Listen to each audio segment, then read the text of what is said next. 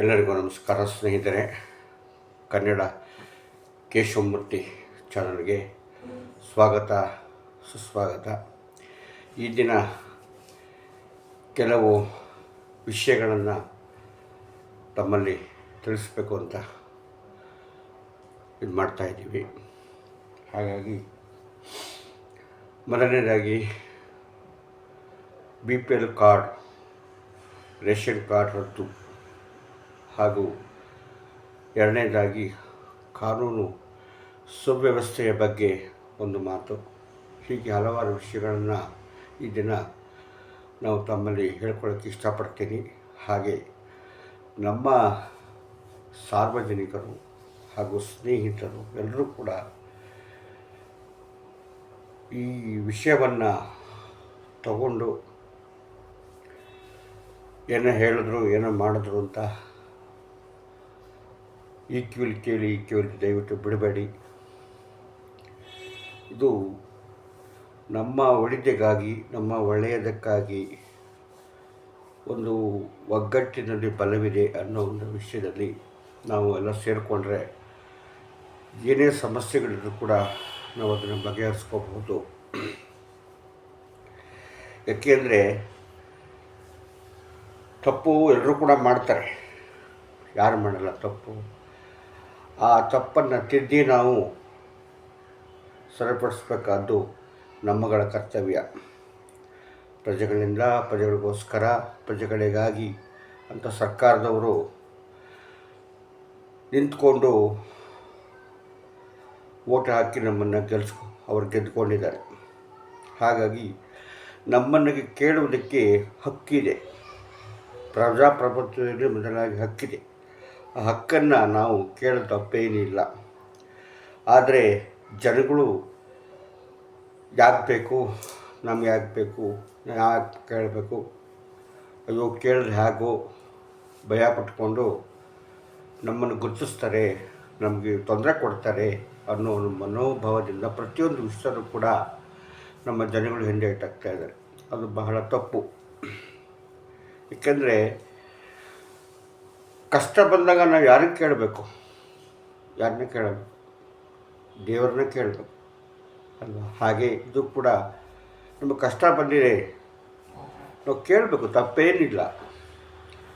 ಹಸ್ತಿದೆ, ನಮ್ಮ ಊಟ ಕೊಡಿ, ತೊಂದರೆ ಆಗಿದೆ, ನಮಗೆ ಸಹಾಯ ಮಾಡಿ, ಇದು ಅನ್ಯಾಯ ಆಗಿದೆ, ಯಾಕೆ ಹೀಗೆ ಮಾಡ್ತೀರಾ ಅನ್ನೋ ಕೇಳೋ ತಪ್ಪೇನಿಲ್ಲ. ಹಾಗಾಗಿ ತಮ್ಮಲ್ಲಿ ನಾನು ಕೇಳ್ಕೊಳ್ಳೋದು ಒಂದೇ, ಈ ನಾನು ಹೇಳ್ತಕ್ಕಂಥ ಒಂದು ವಿಷಯಗಳನ್ನು ಅರಿತುಕೊಂಡು ದಯವಿಟ್ಟು ಎಲ್ಲರೂ ಕೂಡ ಒಗ್ಗಟ್ಟಿನಿಂದ ಸಹಾಯ ಮಾಡಿದ್ರೆ ಖಂಡಿತ ನಮ್ಮ ಸಮಸ್ಯೆಗಳನ್ನು ನಾವು ಇಲ್ಲೇ ಬಗೆಹರಿಸ್ಕೋಬೋದು. ಸರ್ಕಾರ ಬೈತೀವಿ, ಅವರನ್ನ ಬೈತೀವಿ, ಇವ್ರನ್ನ ಬೈತೀವಿ, ಬೈದ್ರಿಂದ ಏನು ಪ್ರಯೋಜನ ಇಲ್ಲ. ಇದು ಸಮಸ್ಯೆ ಆಗಿದೆ, ಇದು ಏನಾಗಿದೆ, ಇದು ಏನು ಮಾಡಿದರೆ, ಏನು ಮಾಡಬೇಕು, ನಮಗೆ ಸಹಾಯ ತೊಂದರೆ ಆಗಿದೆ, ಅದನ್ನು ನಿವಾರಣೆ ಮಾಡ್ಕೋಬೇಕು ಅನ್ನೋದನ್ನು ನಾವು ಅದನ್ನು ಚರ್ಚೆ ಮಾಡಿಕೊಂಡು ಯೋಚನೆ ಮಾಡಿಕೊಂಡು ಕೆಲಸ ಇಷ್ಟ ಇದ್ದರೂ ಕೂಡ ಅದನ್ನು ಒಂದು ಬದಿಗೊತ್ತಿ ನಾವು ಮಾಡ್ಕೋಬೇಕು. ಇಲ್ಲಾಂದರೆ ನಮ್ಮನ್ನು ಯಾರು ಕೇಳೋರಿಲ್ಲ, ನೋಡೋರಿಲ್ಲ, ಮಾಡೋರಿಲ್ಲ. ಮೊದಲು ನಮ್ಮ ಕರ್ನಾಟಕ ರಾಜ್ಯ, ಕರ್ನಾಟಕ ಒಂದು ಬೆಂಗಳೂರು, ಕಾಳೂರು ಏನಿತ್ತು, ಶಾಂತವಾಗಿತ್ತು, ಪ್ರಶಾಂತವಾಗಿತ್ತು. ಒಂದು ಬೆಂಗಳೂರು ಅಂದರೆ ಎಲ್ಲರೂ ಕೂಡ ಸಂತೋಷ ಪಡೋರು. ಇವಾಗ ಬೆಂಗಳೂರು ಅಂದರೆ ಬೆಂದ ಕಾಳೂರು ಅಂತ ಹೇಳ್ತಾರೆ. ಇವಾಗ ಬೆಂದು ನಾವು ಜನಗಳು ಎಲ್ಲ ಬೆಂದು ಹೋಗ್ತಾಯಿದ್ದೀವಿ. ಅಂದರೆ ಇಲ್ಲಿರ್ತಕ್ಕಂಥವ್ರು ಮಾತ್ರ. ಯಾಕೆಂದರೆ ಹೊರಗಡೆಯವರು ನಗರವಾಸಿಗಳು ಬಂದು ಇಲ್ಲಿ ಸೇರಿಕೊಂಡು ಜೀವನವನ್ನು ಮಾಡ್ತಾಯಿದ್ದಾರೆ. ಬಂದವರು ಯಾರು ಹೋಗಲ್ಲ. ಆದರೆ ನಾವು ಇಲ್ಲೀಗ ಬಿಡೋ ಪರಿಸ್ಥಿತಿ ಬಂದಿದೆ. ಅದಕ್ಕೆ ಕಾರಣ ಎಲ್ರಿಗೂ ಗೊತ್ತಿದೆ, ನಾನು ಹೇಳಬೇಕಾಗಿಲ್ಲ. ಪ್ರತಿಯೊಂದು ವಿಷಯದಲ್ಲೂ ಕೂಡ ಇವಾಗ ನಾವು ನೆಮ್ಮದಿಯಿಂದ ಇರೋಕ್ಕೆ ಬೆಂಗಳೂರಲ್ಲಿ ಸಾಧ್ಯ ಇಲ್ಲ. ಹಳ್ಳಿಗಳಲ್ಲಿ ವ್ಯವಸಾಯ ಮಾಡ್ಕೊಂಡಿರೋರು, ಕೆಲಸ ಮಾಡ್ಕೊಂಡಿರೋರು ಪ್ರತಿಯೊಬ್ಬರು ಕೂಡ ಇವಾಗ ಬೆಂಗಳೂರು ಸೇರ್ಕೊಂಡಿದ್ದಾರೆ. ಹೊರಗಡೆಯಿಂದ ಬಂದು ಸೇರಿಕೊಂಡಿದ್ದಾರೆ.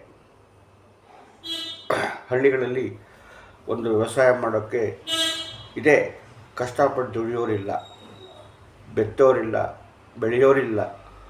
ಒಂದು ಆಳು ಕಾಳು ಸಿಗಬೇಕು ಅಂದರೆ ಬಹಳ ಕಷ್ಟ ಇದೆ. ಹಾಗಾಗಿ ಎಲ್ಲ ಬೆಂಗಳೂರು ಅಂತ ಸೇರಿಕೊಂಡು ಬೆಂಗಳೂರು ನಗರ ಈಗ ಎರಡನೇ ಬಾಂಬೆ ಆಗಿದೆ.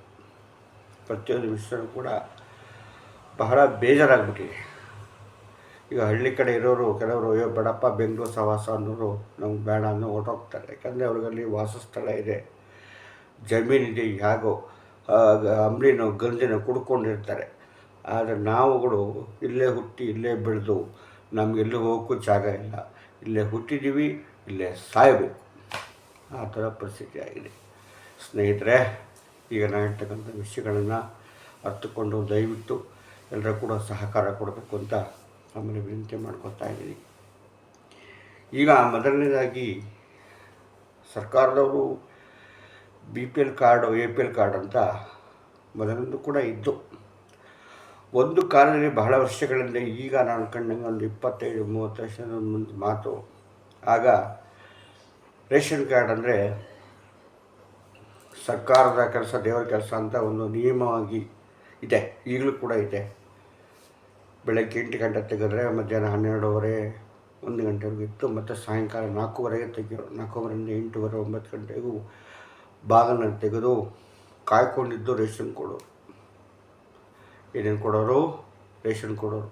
ಅಕ್ಕಿ, ಸಕ್ಕರೆ, ಎಣ್ಣೆ, ಗೋಧಿ, ಇನ್ನು ಕೆಲವು ಪದಾರ್ಥಗಳನ್ನು ಕೊಡ್ತಾಯಿದ್ರು. ಜನಗಳು ಅವರ ಕೆಲಸಗಳನ್ನು ಮುಗಿಸ್ಕೊಂಡು ಹೋಗೋರು ತೊಗೋತಾಯಿದ್ರು, ಮುಂಚಿತ ಹೋಗಿ ತೊಗೋತಾಯಿದ್ರು. ನಾನು ಕೂಡ ತೊಗೊಂಡು ಬಂದು ಇಲ್ಲ ಅಂತಲ್ಲ ಹೇಳ್ತಿಲ್ಲ. ಎಷ್ಟು ಪ್ರಾಮಾಣಿಕತೆಯಿಂದ ಕೊಡ್ತಾಯಿದ್ರು, ಎಲ್ಲರೂ ಕೂಡ ಸಮಭಾವ ಆಗಿ ಕೊಡ್ತಾಯಿದ್ರು. ಕಾರ್ಡು ಕೂಡ ಎಲ್ಲರಿಗೂ ಸಮವಾಗಿತ್ತು, ಯಾವುದು ಅನ್ಯಾಯಕ್ಕೆ ಅವಕಾಶ ಇರ್ತಾ ಇರಲಿಲ್ಲ. ಆದರೆ ಕಾಲ ಕಳೆದಂತೆ, ತಿಂಗಳು ಕಳೆದಂತೆ, ವರ್ಷಗಳು ಕಳೆದಂತೆ ಎಲ್ಲ ಕೂಡ ಬದಲಾವಣೆ ಆಯಿತು. ಒಂದೊಂದು ಸರ್ಕಾರ ಬಂದಾಗ ಒಂದೊಂದು ಸರ್ಕಾರದವರು ನಿಯಮಗಳನ್ನು ಮಾಡಿದ್ರು. ಅಕ್ಕಿ ಬಿಟ್ಟು ಸಕ್ಕರೆ ಹೋಯಿತು, ಎಣ್ಣೆ ಹೋಯಿತು, ಗೋಧಿನೂ ಹೋಯಿತು, ಎಲ್ಲ ಹೋಯಿತು. ಸರ್ಕಾರದವರು ಬಂದಾಗ ನಾವು ಅದನ್ನು ಮಾಡ್ತೀವಿ, ಇದನ್ನು ಮಾಡ್ತೀವಿ, ಕೊಡ್ತೀವಿ ಅಂತ ಹೇಳ್ತಾರೆ, ಕೊಡ್ತಾ ಇದ್ದಾರೆ, ಇಲ್ಲ ಅಂತ ನಾನು ಹೇಳ್ತಿಲ್ಲ. ಆದರೆ ಈ ಭ್ರಷ್ಟಾಚಾರ ಅನ್ನೋದು ಬಹಳ ತಾಂಡವಾಡ್ತಾ ಇದೆ, ಬಹಳ ಅನ್ಯಾಯ ಆಗ್ತಾಯಿದೆ. ಇದನ್ನು ಸರಿಪಡಿಸೋರು ಯಾರೂ ಇಲ್ಲ. ಯಾಕೆ ಅಂತ ಹೇಳ್ತೀರಾ? ಫಸ್ಟು ನಮ್ಮಲ್ಲಿದೆ. ಯಾಕೆ ಅಂತೀರಾ? ಸರ್ಕಾರನ ಬೈದ ಪ್ರಯೋಜನ ಇಲ್ಲ, ಅಧಿಕಾರಿಗಳನ್ನು ಬೈದ ಪ್ರಯೋಜನ ಇಲ್ಲ.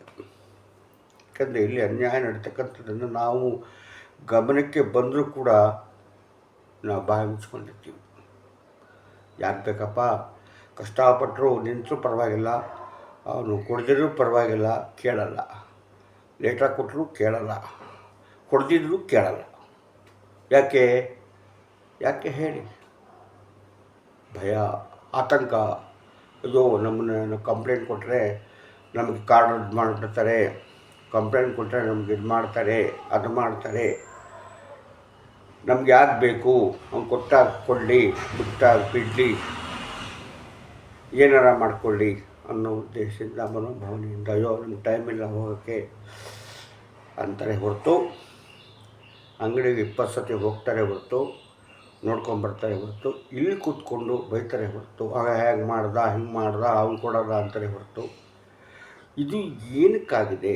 ಯಾತಕ್ಕೋಸ್ಕರ ಮಾಡ್ತಾಯಿದ್ದಾರೆ? ಏನೋ ಆಗತ್ತೆ, ತಪ್ಪು ಸಹಜವಾಗಿ. 1 ತಿಂಗಳು ಲೇಟ್ ಆಗುತ್ತೆ, ಒಂದು ಸ್ವಲ್ಪ ಕೊಡ್ದೇ ಇರ್ಬೋದು, ಮಿಸ್ ಆಗುತ್ತೆ, ಅದು ನಾವು ಒಪ್ಕೊಳ್ಳೋಣ, ಅದು ಯಾರ್ದು ತಪ್ಪಲ್ಲ.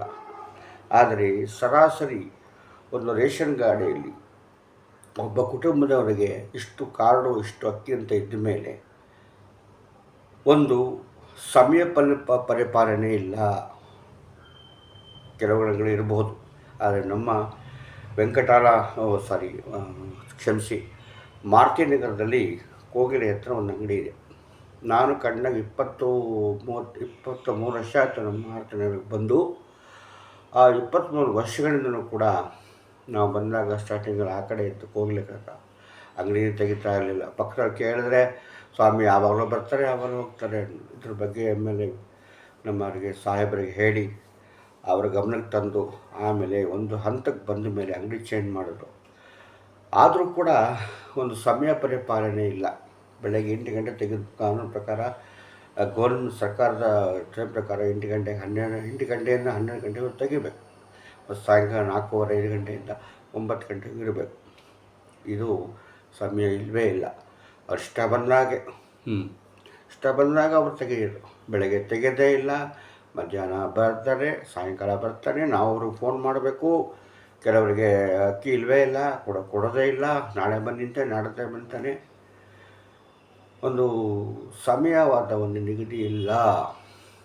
ಆಮೇಲೆ 7ನೇ ತಾರೀಕು ಬನ್ನಿ, 8ನೇ ತಾರೀಕು ಬನ್ನಿ. ಆಮೇಲೆ ಈ ತಿಂಗಳಂತೂ ಎಲ್ಲ ಕಡೆ ತೊಂದರೆ ಆಗಿದೆ. ಅದು ನಮ್ಮ ಗಮನಕ್ಕೆ ಬಂದಿದೆ, ಅದನ್ನು ನಾವು ಕೇಳೋಕ್ಕಾಗಲ್ಲ. ಆದರೆ ಒಂದು ಜನಗಳು ಬಂದಾಗ, ಹಿರಿಯರು ಬಂದಾಗ, ವಯಸ್ಸಾದವರು ಬಂದಿರ್ತಾರೆ, ಅವರಿಗೆ ಫಸ್ಟ್ ಕೊಟ್ಟು ಕಳಿಸ್ಬೇಕು ಅನ್ನೋದು ಪರಿಜ್ಞಾನಗಳನ್ನ. ಸರ್ದಿಯ ಸಾಲಲ್ಲಿ ನಿಂತ್ಕೊಂಡ್ರೂ ಕೂಡ ಸುಮಾರು 4 ಗಂಟೆಗಳ ಕಾಲ ನಮ್ಮ ಸಮಯವನ್ನು ವ್ಯರ್ಥವನ್ನು ಮಾಡ್ತಾಯಿದ್ದೀವಿ.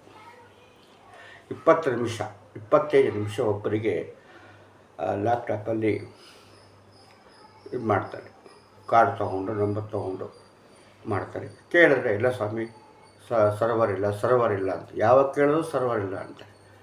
ಯಾತಕ್ಕೆ ಸರ್ವರ್ ಇಲ್ಲ? ಬೆಳಗ್ಗೆ ಬರಬೇಕು, ಬೆಳಗ್ಗೆ ಬಂದು ಸರ್ವರ್ ಸಿಗುತ್ತೆ. ಇವರು ಬರೋದೇ 4 ಗಂಟೆಗೆ, ಮಧ್ಯಾಹ್ನ ತೆಗಿತಾರೆ. ಅವರ ಇಷ್ಟ ಬಂದಾಗ ತೆಗಿತಾ ಇದ್ದಾರೆ. ಇದು ಜನಗಳ ಗಮನಕ್ಕೂ ಬಂದಿದೆ. ಜನಗಳು ಬೈಕೊಳ್ತಾರೆ ಹೋಗ್ತಾರೆ ಹೊರತು ಯಾಕೆ ಹೀಗೆ ಮಾಡ್ತಾ ಇದ್ದಾರೆ? ಇದನ್ನು ನಾವು ಅಧಿಕಾರಿಗಳಿಗೆ ಒಂದು ಆಫೀಸ್ಗೆ ಹೋಗಿ ಒಂದು ಗಮನಕ್ಕೆ ತಂದು ನಾವು ಸರಿಪಡಿಸ್ಕೋಬೇಕು ಅನ್ನೋದು ಒಬ್ಬರಿಗೂ ಇಲ್ಲ. ಒಬ್ಬ ಕೇಳ್ತಾರೆ ಏನು ಪ್ರಯೋಜನ, ಇಬ್ಬರು ಕೇಳ್ತಾರೆ ಏನು ಪ್ರಯೋಜನ. ಒಬ್ಬ ಹೋಗಿ ಕೇಳೋಕ್ಕೂ 10 ಜನ ಹೋಗಿ ಕೇಳೋಕ್ಕೂ ಬಹಳ ವ್ಯತ್ಯಾಸ ಇದೆ. ನಮ್ಮ ಕೆಲಸವನ್ನು ನಾವು ಮಾಡ್ಕೋಬೇಕು. ಇಲ್ಲಿ ಕೂತ್ಕೊಂಡು ಬೈದ ಪ್ರಯೋಜನ ಇಲ್ಲ, ಜಪ ಮಾಡಿದ ಪ್ರಯೋಜನ ಇಲ್ಲ, ಕಣ್ಣು ಮುಚ್ಕೊಂಡು ಜಪ ಮಾಡಿದ ಪ್ರಯೋಜನ ಇಲ್ಲ.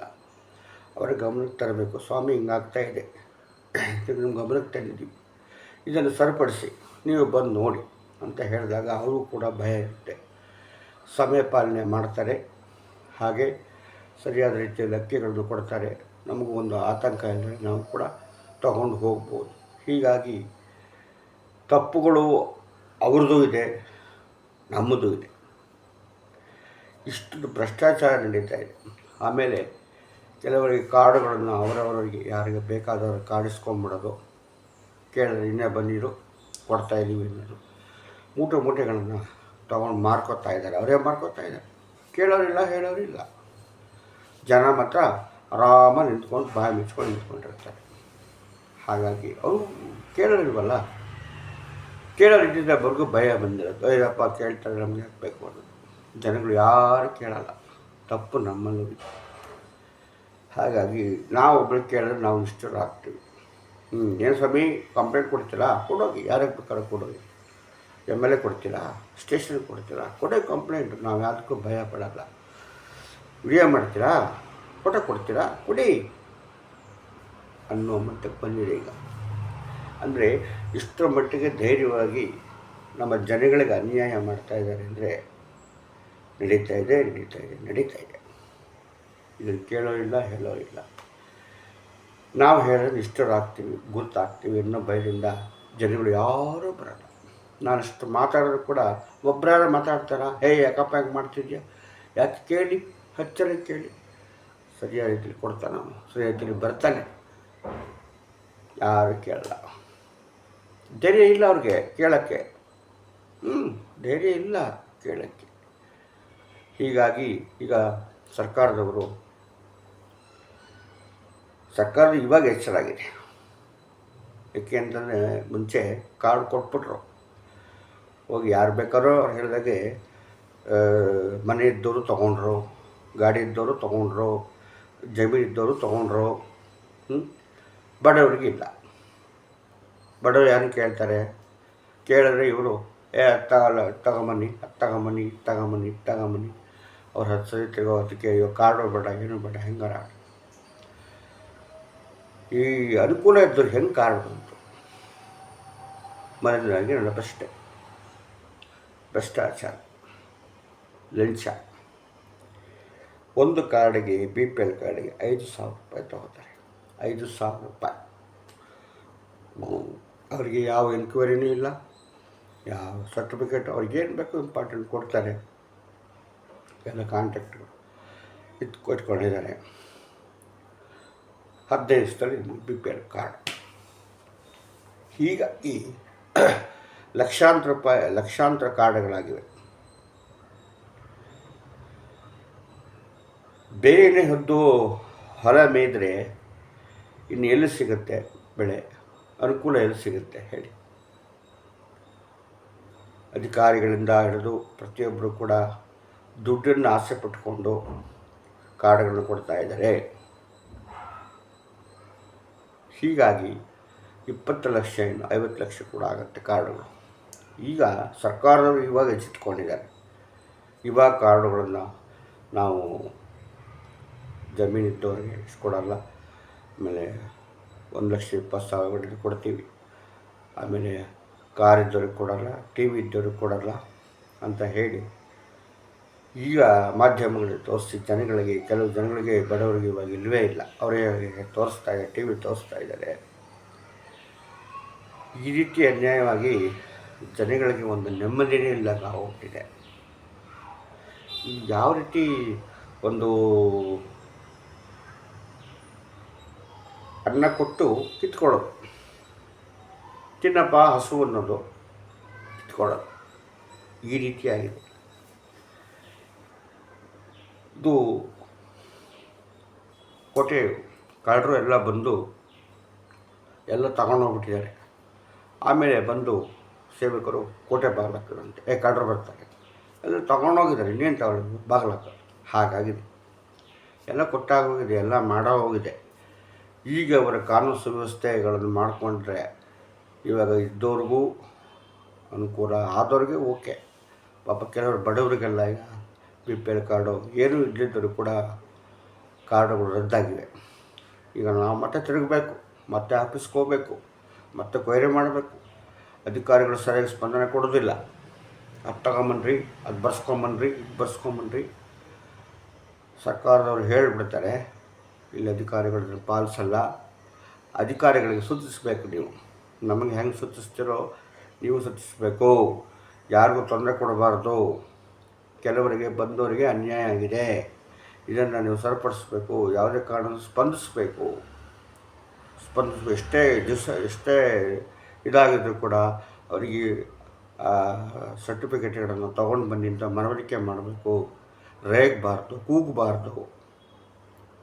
ಅವರಿಗೆ ದಯವಿಟ್ಟು ಅದನ್ನು ಬಿಟ್ಟು ಒಂದು ಮಾನವೀಯ ದೃಷ್ಟಿಯಿಂದ ನೀಟಾಗಿ ಕೆಲಸವನ್ನು ಮಾಡಿದ್ರೆ ಖಂಡಿತ ಅದು ಕಾರ್ಡ್ ಸಿಗುತ್ತೆ. ಮತ್ತು ಇವರು ಸರಿಯಾಗಿ ಈಗ ನನಗೆ ಪ್ರಕಾರವಾಗಿ ಇವಾಗ ಕೆಲವು ಆಫೀಸ್ಗಳಿಗೆ ಹೋದರೆ ಸ್ಪಂದಿಸಲ್ಲ.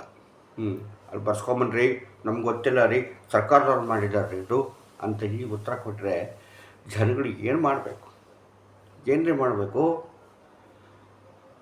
ಗೊತ್ತಿರೋರಿಗೆ ಹೀಗಾದರೆ ಗೊತ್ತಿಲ್ಲದವ್ರಿಗೆ, ಏನು ಗೊತ್ತಿಲ್ಲದವ್ರಿಗೆ ಅವ್ರಿಗೆ ಏನು ಮಾಡಬೇಕು? ಯಾರನ್ನು ಕೇಳಬೇಕು? ಯಾರನ್ನ ಕೇಳಬೇಕು? ನಮ್ಮ ಪರಿಸ್ಥಿತಿ ಹೀಗಾಗಿದೆ. ಅದಕ್ಕೆ ಕಾರಣ ಯಾರು ಗೊತ್ತಾ? ನಾವು, ಅವರಲ್ಲ, ನಾವು. ಪ್ರತಿಯೊಂದಕ್ಕೂ ನಾವೇ ತಪ್ಪು, ನಾವೇ ಮಾಡಿದ್ವಿ ತಪ್ಪು. ಈಗ ನಾವೇ ತಿದ್ದುಕೋಬೇಕು. ಕೆಟ್ಟ ಮೇಲೆ ಬುದ್ಧಿ ಬಂತು ಅಂತ. ಕೆಲವ್ರಿಗೆ ಇನ್ನೂ ಬುದ್ಧಿ ಬಂದಿಲ್ಲ. ಯಾತಕ್ಕೆ ಹೀಗಾಗಿದೆ ಅಂತ ಅವ್ರಿಗೆ ಯೋಚನೆಯೇ ಇಲ್ಲ, ಯೋಚನೆ ಮಾಡೋದೂ ಇಲ್ಲ. ಸುಮ್ಮನೆ ಬೈದಿದ್ದೋ ಸರ್ಕಾರನೂ ಬೈಯೋದು, ಅಧಿಕಾರಿಗಳನ್ನೂ ಬೈಯೋದು. ಅವರು ಅಧಿಕಾರಿಗಳು ಬೈಕೊಳ್ಳಿ, ನಾವು ಮಾಡ್ತೀವಿ ಅಂತಾರೆ. ತಪ್ಪು ನಮ್ಮಲ್ಲಿ ಇಟ್ಕೊಂಡಿದ್ದೀವಿ ಸ್ವಾಮಿ ಗೆಳೆಯರೇ. ಹಾಗಾಗಿ ನಾನು ಕೇಳ್ಕೊಡೋದೊಂದೇ, ನಾನು ಸರ್ಕಾರಕ್ಕೆ ಕೂಡ ಮನವಿ ಮಾಡ್ತಾಯಿದ್ದೀನಿ, ಕನ್ನಡ ಕೇಶವಮೂರ್ತಿ ಚಾನಲಿಂದ. ಇದು ಭ್ರಷ್ಟಾಚಾರ ಬಹಳ ಬೆಳೆದ್ಬಿಟ್ಟು ಬೇರೆ ಥರ ಬೆಳ್ಕೊಂಬಿಟ್ಟಿದೆ. ಬೇರುಗಳು ಸಹ ಬೆಳ್ಕೊಂಡು ಹಬ್ಬಿಟ್ಟಿದೆ. ಹಾಗಾಗಿ ಸರ್ಕಾರದವರಿಗೆ ನಾನು ಮನವಿ ಮಾಡ್ಕೊಳ್ಳೋಷ್ಟೇ, ದಯವಿಟ್ಟು ಬಡವರಿಗೆ ಅನ್ಯಾಯ ಮಾಡಬೇಡಿ. ಎಲ್ರಿಗೂ ಒಳ್ಳೇದು ಮಾಡಿ. ಅಧಿಕಾರಿಗಳಿಗೆ ದಯವಿಟ್ಟು ಸ್ಪಂದಿಸಕ್ಕೆ ಹೇಳಿ. ಈಗ ಬನ್ನಿ ಆಗ ಬನ್ನಿ ಅಂತ ದಯವಿಟ್ಟು ಅಳಿಸ್ಬೇಡಿ. ನೀವು ಎಷ್ಟು ಬಡವರಿಗೆ ಒಳ್ಳೇದು ಮಾಡ್ತೀರೋ ಅಷ್ಟೇ ಎಲ್ರಿಗೂ ಒಳ್ಳೆಯದಾಗತ್ತೆ.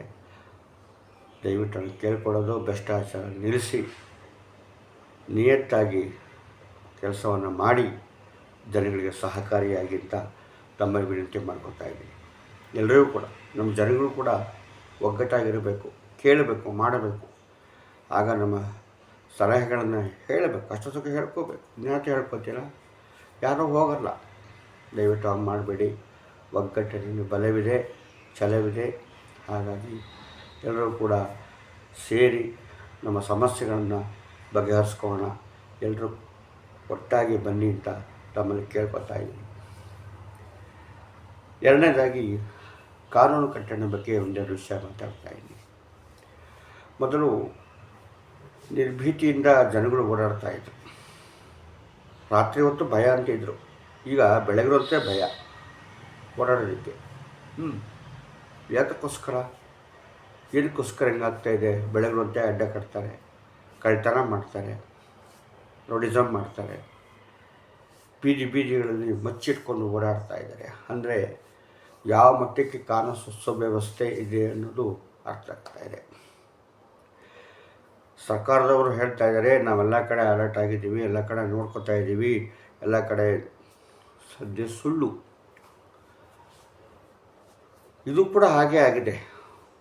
ಯಾಕಂದರೆ ನಾವು ಒಂದು ರಕ್ಷಣೆ ಅಂತ ಸ್ಟೇಷನ್ಗೆ ಹೋದಾಗ ನಮ್ಮ ಏನಿದೆ ಒಂದು ದೂರುಗಳನ್ನು ಸ್ವೀಕರಿಸ್ತಾರೆ, ಇಲ್ಲ ಅಂತ ನಾನು ಹೇಳ್ತೀನಿ. ಆದರೆ ಅದನ್ನು ಪರಿಪಾಲನೆ ಮಾಡ್ತಾಯಿಲ್ಲ. ಏನೇ ಅವಶ್ಯಕ್ಕೆ ಆಗಲಿ ನಾವು ಹೋದಾಗ ಕೊಟ್ಟಾಗ ಆಯಿತು ಸ್ವಾಮಿ ನೋಡ್ತೀವಿ, ಮಾಡ್ತೀವಿ ಅಂತಾರೆ ಹೊರತು ಇದು ದೂರನ್ನು ಕೊಟ್ಟಿದ್ದಾರೆ, ಅವ್ರ ತೊಂದರೆ ಏನಾಗಿದೆ ಅದನ್ನು ಪರಿಹರಿಸಬೇಕು ಅನ್ನೋದು ಇಲ್ಲ.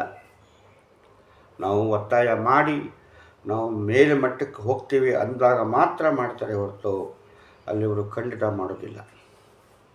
ಕೇಳಿದ್ರೆ ನಮಗೆ ಸಿಬ್ಬಂದಿ ವರ್ಗ ಇಲ್ಲ, ಅದಿಲ್ಲ ಇದಿಲ್ಲ ಅಂತ ಹೇಳಿಬಿಟ್ಟು ಕಳಿಸ್ಬಿಡ್ತಾರೆ. ಅಲ್ಲಿ ಹೋಗಿ ಕೇಳಿದವ್ರಿಗೆ ಇಲ್ಲವೇ ಇಲ್ಲ. ಯಾಕೆಂದ್ರೆ ಅವ್ರು ಹೋಗೋದೇ ಇಲ್ವಲ್ಲ. ಮೊದಲು ರಾತ್ರಿ ಪೊಲೀಸ್ನವ್ರು ಬೀಟ್ ಬರ್ತಾಯಿದ್ರು, ಪೊಲೀಸ್ನವ್ರು ಬೀಟ್ ಇಲ್ಲ. ಇವಾಗೆಲ್ಲ ಮೊಬೈಲಲ್ಲೇ ಆಗೋಗ್ಬಿಟ್ಟಿದೆ, ಮೊಬೈಲಲ್ಲೇ ಮಾಡ್ತಾಯಿದ್ದಾರಂತೆ. ಕಳ್ಳರಿಗೆ ಅವಕ್ಕೆ ಒಳ್ಳೆಯ ಅವಕಾಶ. ಯಾಕೆಂದರೆ ಮೊದಲು ಹೊಯ್ಸಳ ಬರೋದು, ಪಿ ಓದೋರು, ಅವ್ರಿಗೊಂದು ಕಳ್ಳರಿಗೊಂದು ಭಯ ಇರೋದು. ಇವಾಗ ಕಳ್ಳರಿಗೆ ಹಾಸಿಗೆ ಹಾಸ್ಕೊಟ್ಟಂಗಾಗಿದೆ ಖಂಡಿತ. ಹೀಗಾಗಿ ಕಾನೂನು ಕಟ್ಟೆಗಳು ಬಹಳ ನಿರ್ಭೀತಿಯಿಂದ ಎಲ್ಲ ಇದಕ್ಕೂ ಕೂಡ ಬಹಳ ಜನಗಳು ಬಹಳ ಕಷ್ಟ ಅನುಭವಿಸ್ತಾ ಇದ್ದಾರೆ. ಯಾಕಂದರೆ ಪೊಲೀಸ್ ಸ್ಟೇಷನ್ಗೆ ಹೋಗೋಕ್ಕೆ ಭಯ ಪಡ್ತಾರೆ. ಅಯ್ಯೋ ಅವ್ರೇನು ಪೊಲೀಸ್ನವ್ರು ಏನು ಮಾಡ್ತಾರೆ? ಏನೂ ಮಾಡಲ್ಲ. ಮಾಡಿಸ್ಬೇಕು, ಅದು ನಮ್ಮ ಕರ್ತವ್ಯ. ನಾವು ಕಷ್ಟ ಆಗಿದೆ ಅಂದಾಗ ಅವತ್ತು ಹೋಗಬೇಕು. ಸ್ವಾಮಿ ಹಿಂಗಾಗಿದೆ, ಬನ್ನಿ ನೋಡಿ ರಕ್ಷಣೆಗೋಸ್ಕರ ಅಂತ ಕೇಳ್ಕೋಬೇಕು. ಅವ್ರು ಅದಕ್ಕೂ ಮಾಡಿದಾಗ ನಾವು ಮುಂದಿನ ಕ್ರಮ ತಗೊಳ್ಳೇಬೇಕಾಗತ್ತೆ, ಏನೂ ಮಾಡೋಕ್ಕಾಗಲ್ಲ. ಹೀಗಾಗಿ ಕಾನೂನು ಕಟ್ಟಳೆಗಳು ಬಹಳ ದುರ್ವ್ಯವಸ್ಥೆ ಆಗಿದೆ. ಹೇಳೋರಿಲ್ಲ, ಕೇಳೋರಿಲ್ಲ. ಬಹಳ ಹೊರಗಡೆ ಹೋಗಿ ನಾವು ಬರೋದಕ್ಕೆ ಭಯ ಆಗ್ತಾಯಿದೆ. ಹೆಂಗಸಾಗಲಿ, ಗಂಡಸರಾಗಲಿ, ವಯಸ್ಸಾಗಲಿ, ಒಂದು ಯಾವುದಕ್ಕೂ ರಕ್ಷಣೆ ಇಲ್ಲದೆ ಈ ಥರ ಆಗಿಬಿಟ್ಟಿದೆ.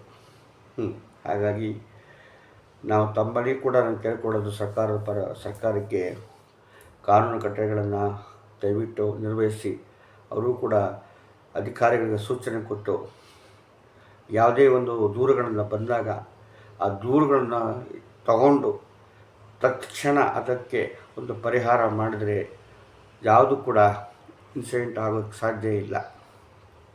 ಮೊನ್ನೆ ಒಂದು ಇನ್ಸಿಡೆಂಟ್ ನಡೆದಿದೆ. ನಾನು ಕೂಡ ಒಂದು ಹುಡುಗಿ ತಪ್ಪಿಸ್ಕೊಂಡು ಬಂದಿದ್ಲು. ನಾನು ಕೂಡ ಬಿಡಬಾಯಿತು, ಮನೆ ಬಿಟ್ಟು ಓಡ ಬಂದಿದ್ಲು, ಬಿಡಬಾಯಿತು. ನಾನು ಆ ಥರ ಮಾಡಲಿಲ್ಲ. ನಾನೇ ಕರ್ಕೊಂಡು ಹೋಗಿ ಸ್ಟೇಷನ್ಗೆ ಹೋಗಿ ಆ ಹುಡುಗಿ ಒಪ್ಪಿಸಿ ತಂದೆ ತಾಯಿಗಳನ್ನು ಕರೆಸಿ ಆ ಹುಡುಗಿನ ಒಂದು ಗೂಡಿಗೆ ಸೇರಿಸಿದೆ.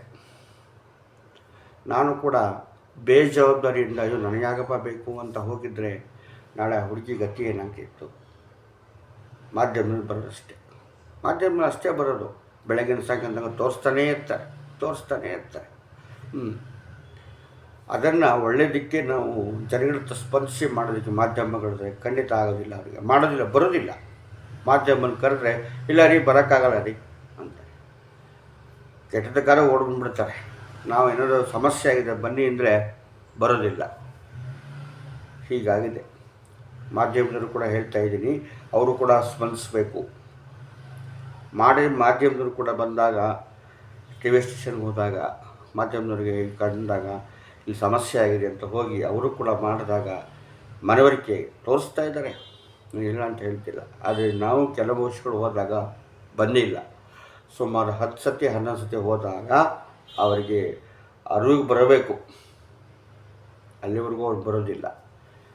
ಇನ್ನೊಂದು ವಿಚಾರ ಏನಪ್ಪ ಅಂತಂದರೆ, ಮಾಧ್ಯಮದವ್ರಿಗೂ ಕೆಲವು ವಿಚಾರಗಳನ್ನು ತೋರಿಸ್ಬೇಕು, ಇಲ್ಲ ಅಂತಲ್ಲ. ಆದರೆ ಬೆಳಗ್ಗಿಂದ ರಾತ್ರಿವರೆಗೂ ಅದನ್ನೇ ತೋರಿಸ್ತಕ್ಕಂಥ ವಿಷಯಗಳು ಕೆಲವರಿಗೆ ಅದನ್ನೇ ಬೇಜಾರಾಗಿದೆ. ಒಂದು. ಎರಡನೇದಾಗಿ ನಿಮ್ಮ ಮಾಧ್ಯಮಗಳು ಏನು ತೋರಿಸ್ತೀರ ಅದನ್ನು ನೋಡಿಕೊಂಡೇ ಮಾಡ್ತಾಯಿದ್ದಾರೆ.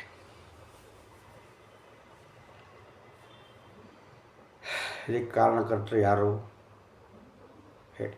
ಯಾರು? ಎರಡೂ ಇರಬೇಕು, ಇಲ್ಲ ಅಂತ ಹೇಳ್ತಿಲ್ಲ. ಒಳ್ಳೆಯದು ಇರಬೇಕು, ಕೆಟ್ಟದ್ದು ಇರಬೇಕು. ತೋರಿಸಿ ಜನರಿಗೆ ಎಚ್ಚರಿಕೆಯಿಂದ ಅಂತ ಹೇಳಬೇಕೇ ಹೊರತು ತೋರಿಸ್ತಾನೆ ಬೆಳಗಿಂದ ರಾತ್ರಿ ತೋರಿಸಿ ಜನಗಳಿಗೆ ಒಂಥರ ಹುಚ್ಚಿಡಿಸ್ಬಿಡ್ತಾರೆ.